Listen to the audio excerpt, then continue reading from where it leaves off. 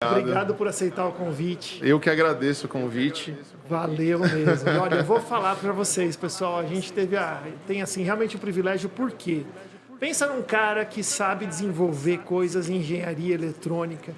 Pensa naqueles sistemas automotivos embarcados de infotainment, na parte de multimídia dos carros. Esse cara sabe tudo e ele tem uma startup em Jundiaí que vende para os Estados Unidos, para a Europa, vende mais para fora do que para dentro, eu aposto. E para mim, eu sou engenheiro eletricista também, né, Vinícius? Estudamos em universidades próximas aqui em Campinas e a gente admira muito o cara que consegue no Brasil desenvolver produto. Então, hoje o assunto é desenvolvimento de produto, é comercialização de inovação.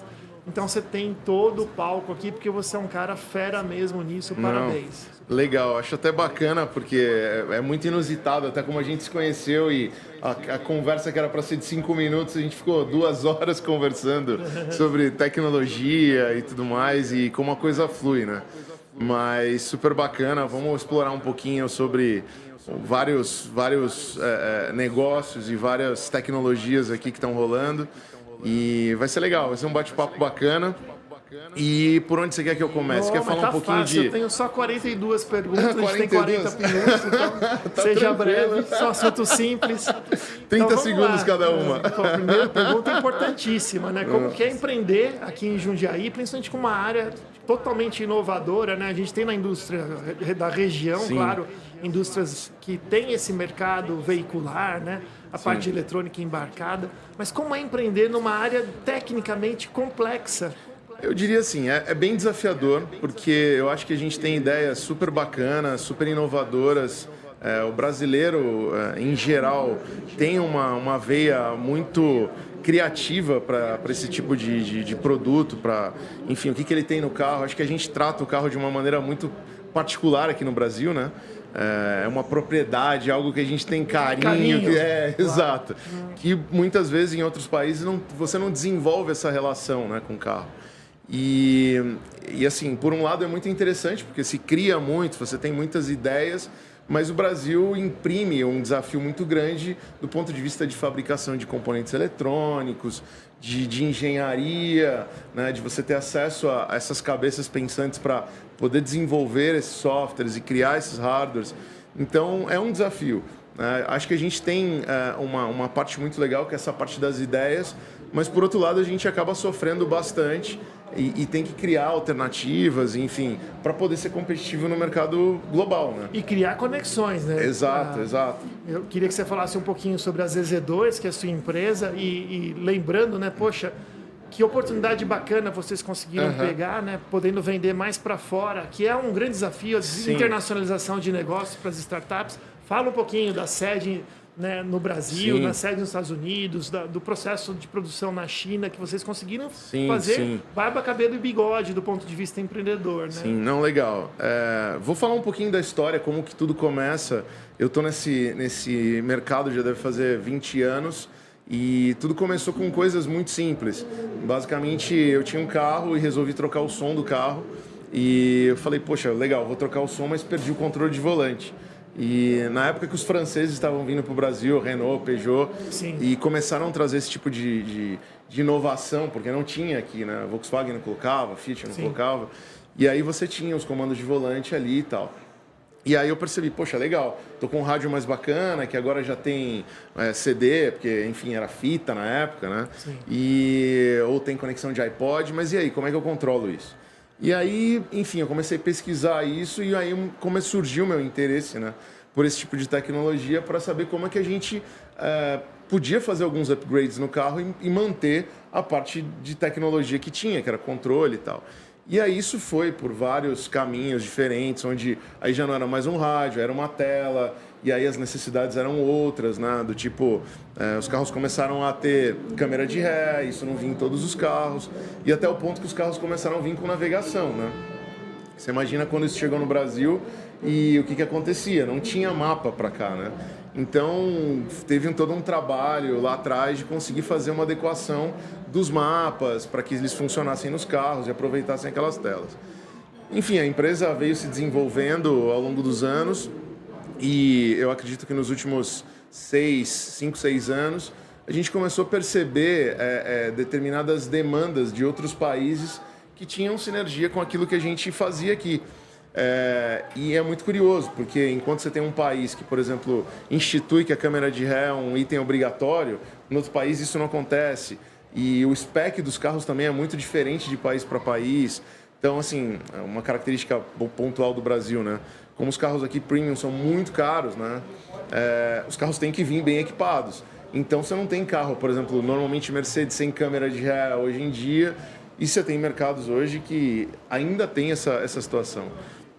Então a gente começou a perceber isso e aí, obviamente, com contatos, né? Essa questão toda comercial, eu cuido muito dessa parte comercial, a gente conseguiu atacar outros mercados e explorar outros mercados, levando produtos e ideias locais, né, para outros mercados, o que foi fantástico.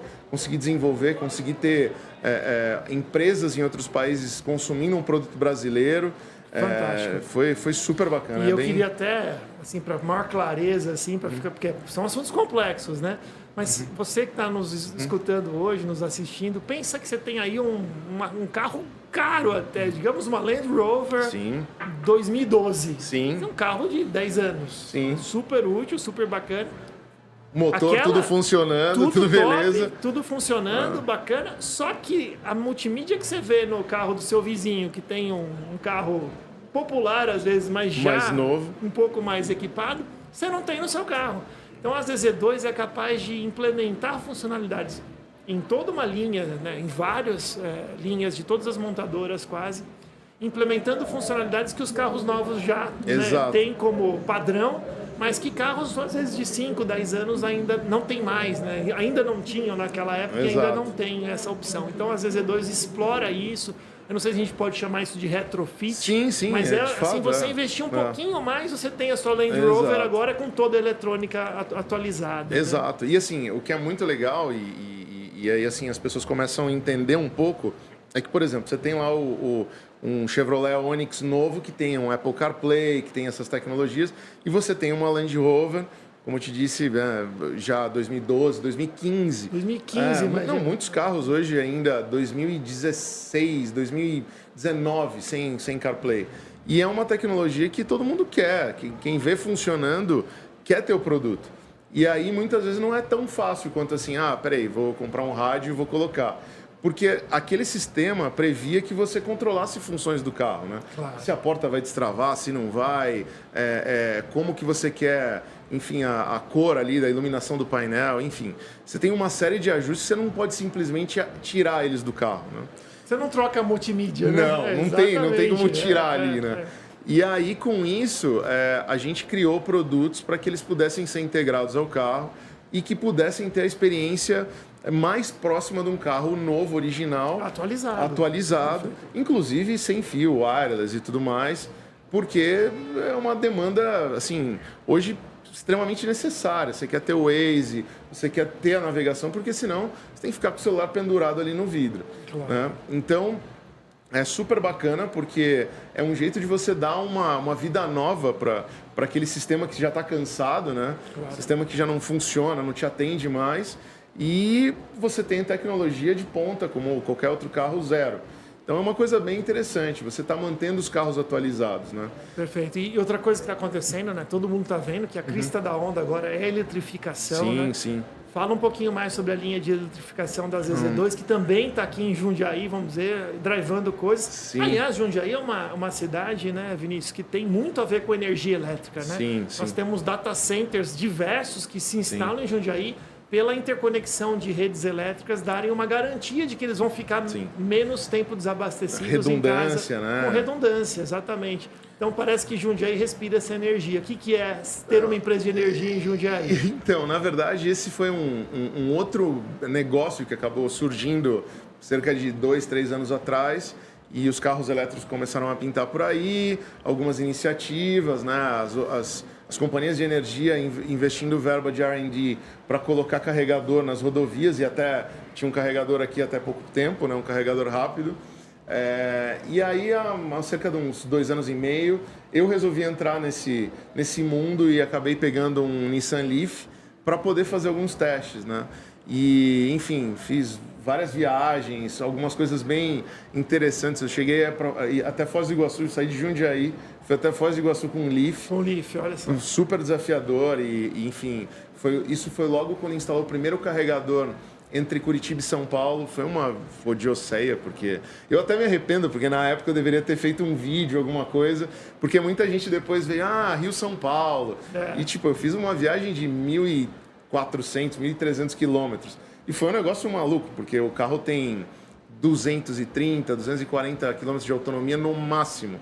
Então, assim, foram muitos carregamentos. Tudo tem que dar certo, né? Nossa, perrengues totais, porque era aquilo, o pessoal comprava o carregador, fazia investimento, mas não tinha ninguém ali para fazer a manutenção daquele equipamento, né? Então, se caiu o disjuntor, o cara falava, vai lá, tenta a sorte ali, liga, desliga. Tenta a sorte. Porque não tinha, não tem suporte nenhum. Né? Tipo, qual o telefone que você liga, né? Não tem. E aí, enfim, nesses devaneios aí, a gente viu que era um mercado potencial em crescimento. A gente lançou uma família de carregadores, entendeu um pouco das dificuldades, né?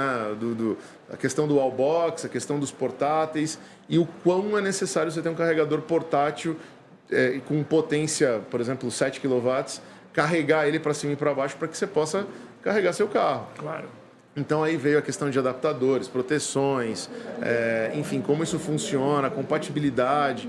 Então é uma coisa que veio muito recente, talvez é a onda mais nova, mas que também a gente começou a respirar, eu particularmente entender um pouco como o negócio funciona, comparar com outros países, né? Até para ver qual é a situação do Brasil hoje. Isso, né? E eu ia te perguntar, como que é o panorama da eletrificação? Né? Você que conhece, está direto na Europa, nos Estados Unidos, na China também, que tem um papel, aliás, em eletrificação importantíssimo. Fantástico, tá? As baterias, eles estão realmente avançando muito. Não, e até com relação à frota, né? Que eles lá já estão num nível, assim, da troca do motor a combustão por bateria, até nessa micromobilidade que seria motinho, patinete. Sim, claro. Eles já estão muito, muito, muito à frente. É uma coisa que...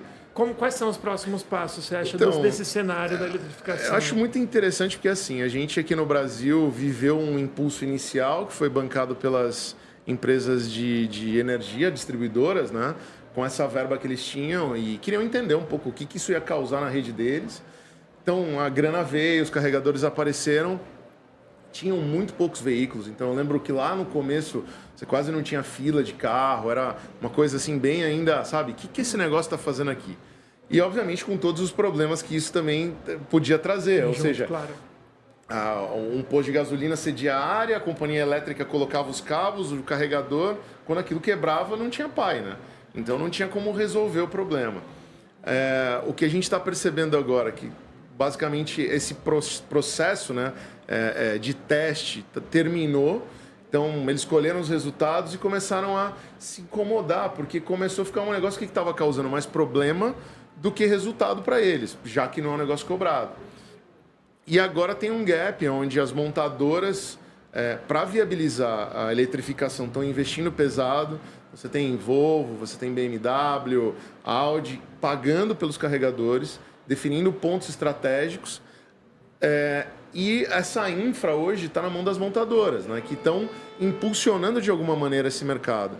Só que com isso ainda você tem um problema muito grande, que é o seguinte: Como isso não é um negócio, digamos assim, rentável para ninguém, isso é um dinheiro que está sendo dado, né, para viabilizar essa eletrificação, você tem toda sorte de problemas que você pode imaginar. Então, você tem pessoas carregando o carro num carregador super rápido, deixando o carro por horas, e aí a pessoa que realmente... Trava, né? Trava a vaga. E você só consegue mudar essa realidade a partir do momento que você cobra, né? Porque aí você pode impor, por exemplo, como é na Europa, como é nos Estados Unidos, multa. Se você deixar teu carro carregando por mais que o período estabelecido, você vai pagar um valor tão alto que acaba não valendo a pena. Então isso disciplina as pessoas a colocarem o carro, tirarem, porque aí é um ecossistema que funciona, né?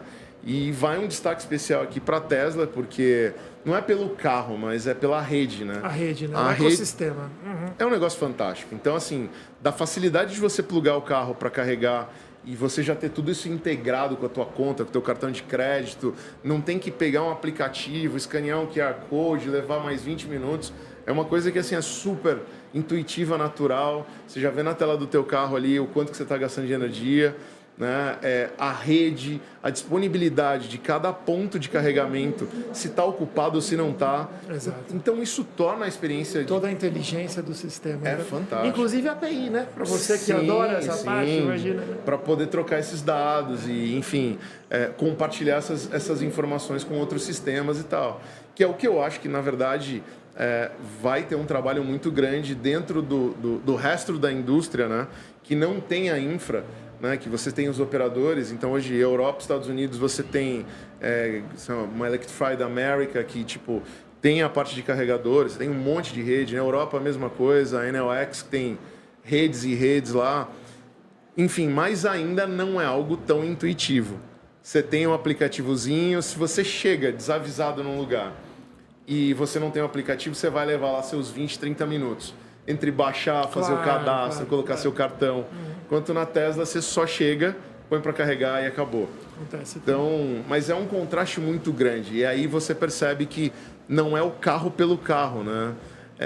Você tem toda essa parte do que ajuda, né? Do que auxilia você a usar essa tecnologia. A usabilidade. Exato. E deixa eu te perguntar uma coisa, assim, eu creio que também a tendência do carro conectado, né? Eu me lembro, cerca de 15 anos atrás, eu morava no Canadá e fazia muito frio em Montreal e o pessoal tinha, você não vai acreditar, não sei se você sabe disso, tinha tipo um controle remoto com uma anteninha, assim, que eles esticavam a anteninha e eles... Remote starter. E faziam um negócio, eu falava assim, mas o que esses caras estão fazendo, cara? No meio assim, na tarde e tal, eles faziam isso. O que eles estavam fazendo? Eles estavam ligando o carro que estava estacionado no estacionamento por radiofrequência, não era nem por internet. Sim. Por isso a antena. Eles ligavam com a antena, cara, e quando eles chegavam no carro estava climatizado, ou seja, não estava com gelo. Do jeito e o gelo tava. Derrete, né? Você já limpa Os o para-brisa, né? E tal. Então, e como que vai ser essa tendência, você acha agora, né? Que os carros estão conectados, que tem 4G, 5G... E isso tudo fazendo algum tipo de uso, né, inteligente dessas redes. Eu acho que assim, é um grande desafio porque as demandas ainda existem. Você pegar, por exemplo, o business de remote starter nos Estados Unidos é gigante. É uma coisa muito grande porque você tem muito carro a combustão ainda. Os Estados Unidos ainda não tem essa adoção tão grande de veículos elétricos.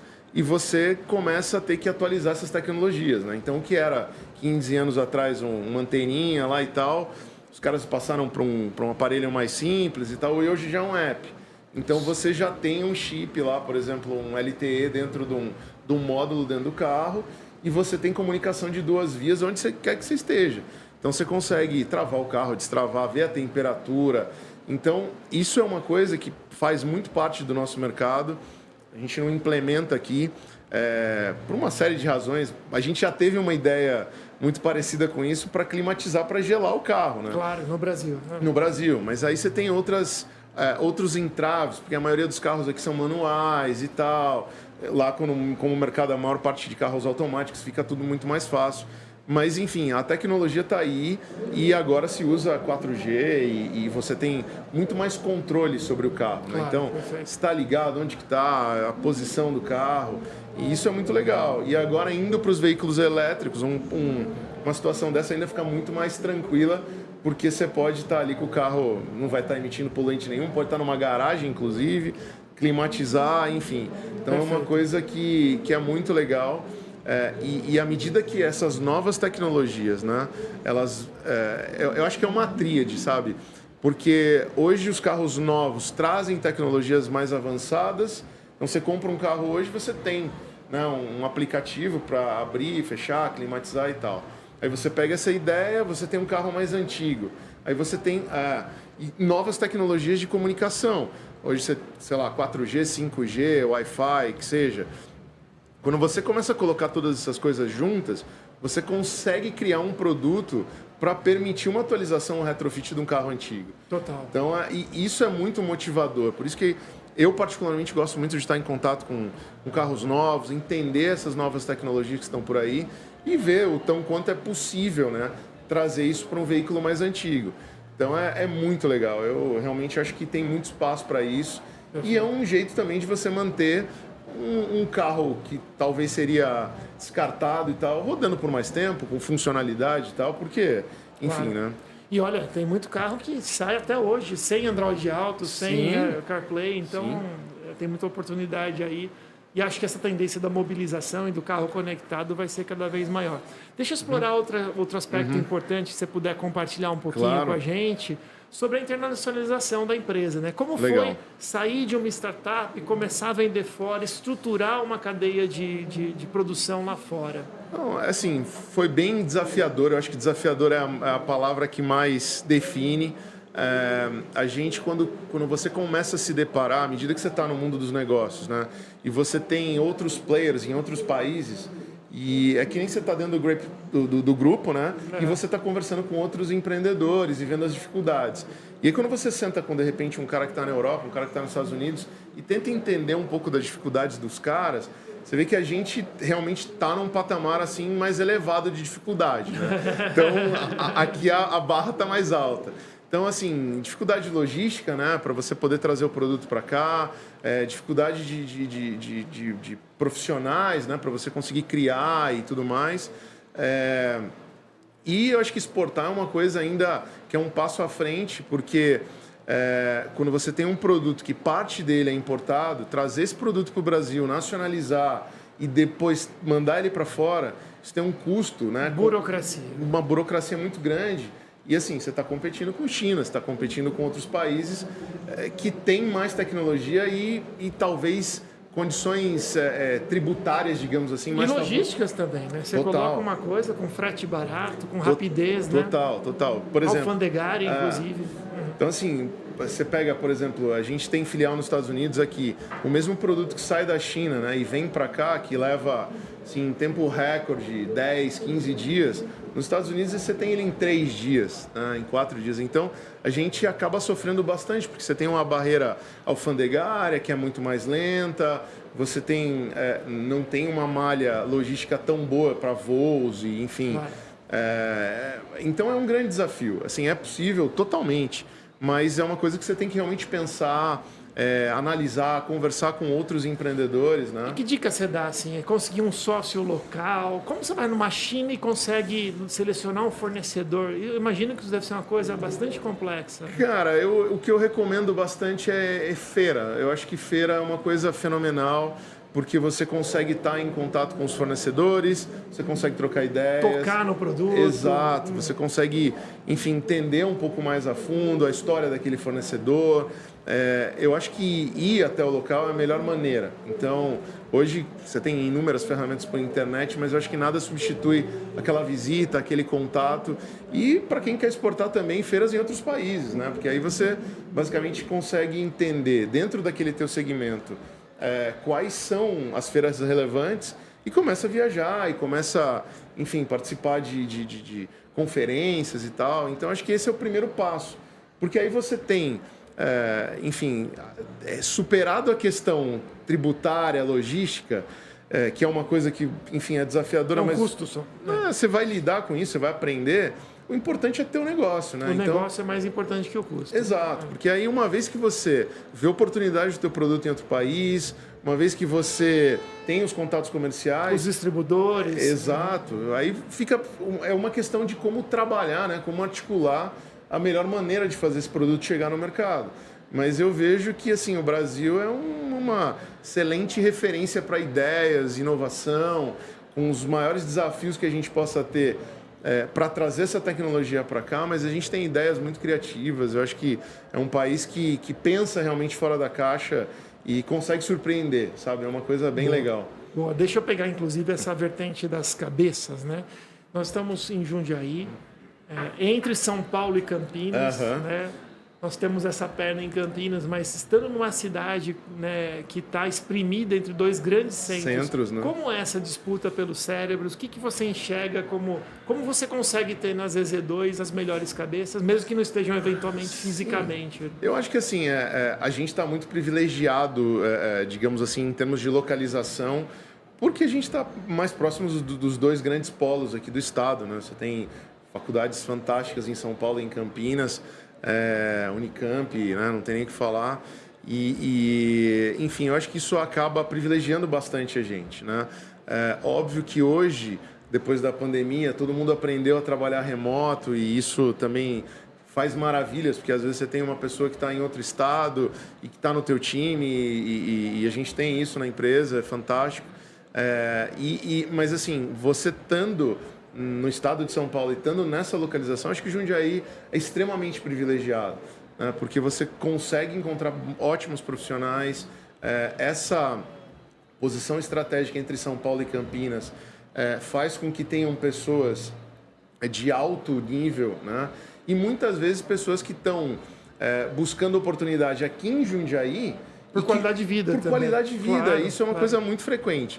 Porque, assim, pensa, uma pessoa que vai sair daqui para São Paulo, 2 horas de trânsito, que não é nem o trânsito aqui da rodovia, é o trânsito de dentro de São Paulo, né? A gente sabe como é que é. E quando tem uma oportunidade em Jundiaí, é fantástico, porque, poxa, você está 10 minutos, 5 minutos. Quando eu falo, por exemplo, que eu trabalho a 5 minutos de casa, as pessoas ficam loucas em São Paulo, né? Porque não tem como, né? É 1 hora, 1h30, 2 horas de trânsito. Então, isso é um privilégio que a gente tem. E eu acho que, assim, uma coisa que pelos empreendedores tem que ser muito aproveitada, porque a gente tem muito potencial humano aqui, né? A gente tá realmente pertíssimo aí das melhores universidades do país. Então, isso para a gente é fantástico. Eu acho que isso é muito conveniente. Que legal. Vinícius, eu queria fazer uma pergunta aqui, porque você é um cara da engenharia, né? Sim. E ao um mesmo pé no tempo, engenharia e um pé no comercial, né? Exatamente, era esse o meu ponto. Como é que é estruturar uma empresa para que você não só se foque, obviamente, no produto, né? Mas tenha vendas, tenha marketing bem feito? Que tipo de competência você descobriu ser necessário para que a ZZ2 tivesse mais sucesso? Estou certo em dizer que, eventualmente, você teve que deixar a engenharia para botar o pé no comercial. Isso era necessário? Como é que foi essa vivência? Cara, eu acho assim, obviamente que quem faz engenharia, quem tem esse drive assim de resolver problema, né? Exato, e de tecnologia, de gadgets e tal, é uma coisa que você, né, te atrai muito, né, tá em contato com isso. Mas o comercial realmente é o grande coração da empresa, entender as demandas, as oportunidades. Eu acho que é uma ponte muito importante para que você possa trazer para dentro da engenharia os produtos adequados ou as ideias adequadas. Então, assim, dentro da empresa eu tenho outros sócios e é uma troca muito interessante. Como vocês se dividem? Então, basicamente, você é CTO, você é CEO, como que é isso? Eu cuido mais, basicamente, da porta para fora, né? Okay. Ou seja, essas relações comerciais, entender um pouco dos produtos, quais são as demandas que o mercado está tendo, trazer essas demandas para dentro da empresa. Mas é muito legal porque, assim, como que a gente faz essa distribuição, né? A gente tem muito um ponto de vista de pessoas, sócios meus, que não são tão envolvidos com a questão de gadgets e tal. Então, assim, o que pra gente, de repente, é super simples, né? Você fala, pega esse gimbal aqui, liga, faz funcionar. Aí você põe na mão do cara e fala, cara, mas isso é muito complicado. Então, é muito legal você ter um ponto de vista de uma pessoa que seja mais leiga para que ela fale, cara, isso tá muito complicado. Eu acho que eu não entendi bem como isso vai funcionar. Então, e melhora o produto. Total, porque aí você tem uma troca entre essas pessoas onde você permite pontos de vista diferentes. E aí você evita aquela cegueira ali, né, tipo de engenharia que não, isso aqui tá fácil, dá para resolver super tranquilo. E a gente divide muito, a gente troca muito essas ideias. Hoje eu cuido mais dessa parte comercial. A gente tem um time de engenharia dentro da empresa, uma coisa que é super legal, que também você tocou no tema de marketing, né?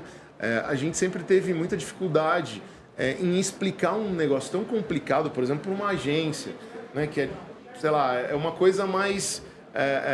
talvez que você venda um produto um pouco mais simples. Então a gente criou um time lá dentro para que as pessoas pudessem realmente respirar aquilo, entender o que o produto faz, ter essa visão mais aprofundada para traduzir para os nossos clientes. Claro. Porque eu entendo como uma tradução, porque se você ficar nessa questão de engenharia, né, muito forte, você não consegue explicar para uma pessoa leiga, uma pessoa que, de repente, não esteja tão envolvida com tecnologia, né?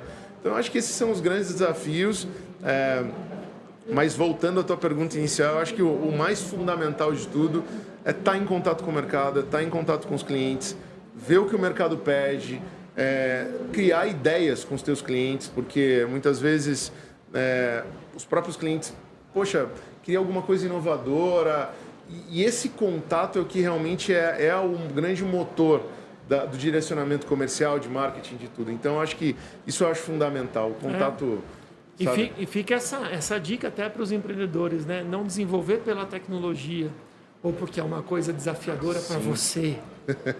Desenvolver para o problema. Ou seja, a primeira coisa tem que ser escolher o problema. Você nasceu a empresa, fez ela nascer a partir de um problema que você tinha com o rádio do seu carro. Exato. E identificado o problema, aí sim a gente valida se realmente é necessário, se vale a pena uma solução, e aí entra a tecnologia. Sim. Porque muitas vezes nós, engenheiros, temos essa tendência de pensar, não, vamos pensar o que essa tecnologia poderia fazer. Exato. E aí temos ideias incríveis, mas não é daí que deveriam nascer as startups, né? A gente tem que nascer do problema, e a partir do problema a gente modela essa solução. Com todo esse ferramental de ideias e tecnologias, né?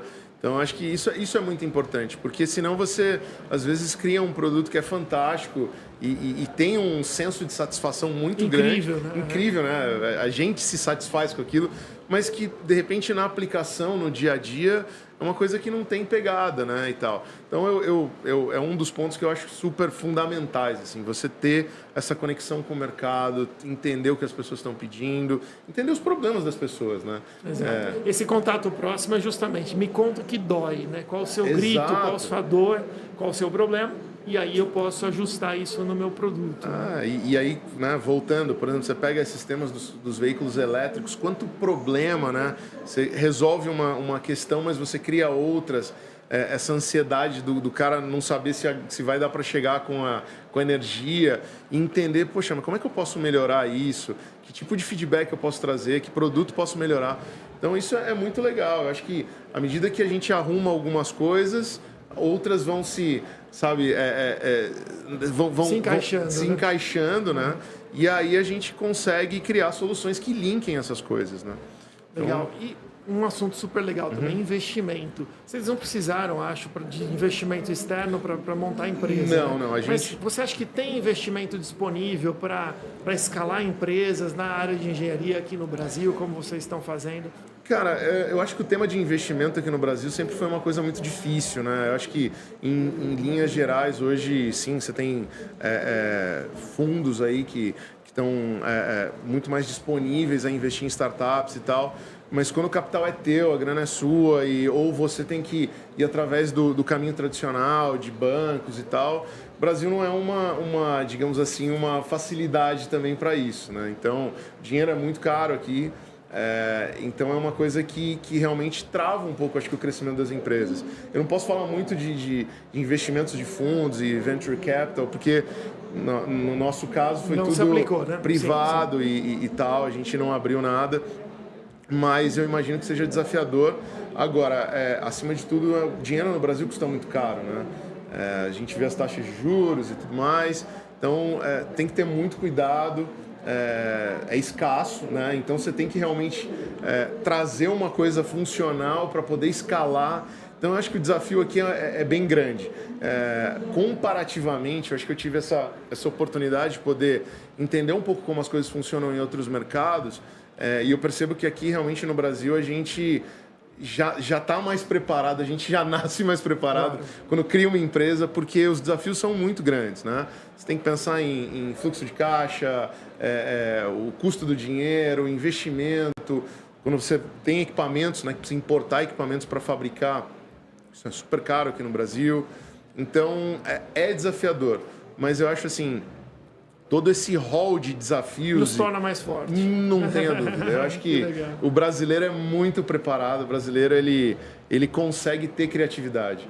Acho que torna a gente diferenciado do resto do mundo, sabe? Que bom. Verdade. É bem bacana. Por isso está acabando o nosso tempo, mas, cara, de verdade eu queria novamente, né, dar uma palavra de estímulo para que vocês continuem fazendo o que estão fazendo aqui em Jundiaí. Nos honra ter startups, empresas hoje como você aqui na cidade, que sirva de exemplo. A gente quer no Grape Valley dar mais palco mesmo, para que outras pessoas vejam isso e falem assim, puxa, é possível, aquela ideia que eu tenho, aquele problema que eu escolhi, tem como resolver no Brasil e exportar para o mundo. Então, parabéns, obrigado por compartilhar isso com a gente. E eu também super te parabenizo pela iniciativa, né, do Grape Valley, porque eu acho que conectar os empreendedores é fundamental. Eu acho que isso cria força, isso dá ideias.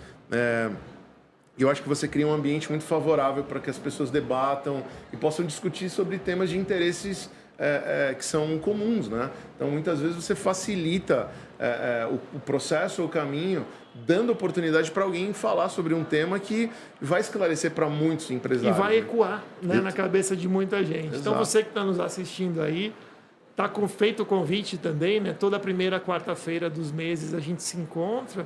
O Grape Valley é uma comunidade de inovação e startups da região toda de Jundiaí, com gente que vem de São Paulo, de São José dos Campos, de Campinas participar com a gente. É muito legal, tem mais de 700 pessoas neste momento, né? Crescemos em 1 ano e pouco tudo isso. E a ideia é justamente articular, né? Manter essa oxigenação do nosso ecossistema com inovação e startups que brilham como a de vocês. Parabéns. Poxa, obrigado e novamente parabéns para você também que cria esse espaço e fantástico. Tamo Parabéns. Junto. Vinícius vai ter que sair correndo e vai para o aeroporto para os Estados Unidos daqui 1 hora. Obrigado por reservar esse tempo, pessoal. Imagina, eu que agradeço. Continuem seguindo aqui o Grapecast durante a FENS e próximo final de semana, sexta, sábado e domingo, 4 horas por dia, com 4 sessões e convidados muito especiais. Valeu, pessoal. Até a próxima. Tchau, tchau, gente. Valeu.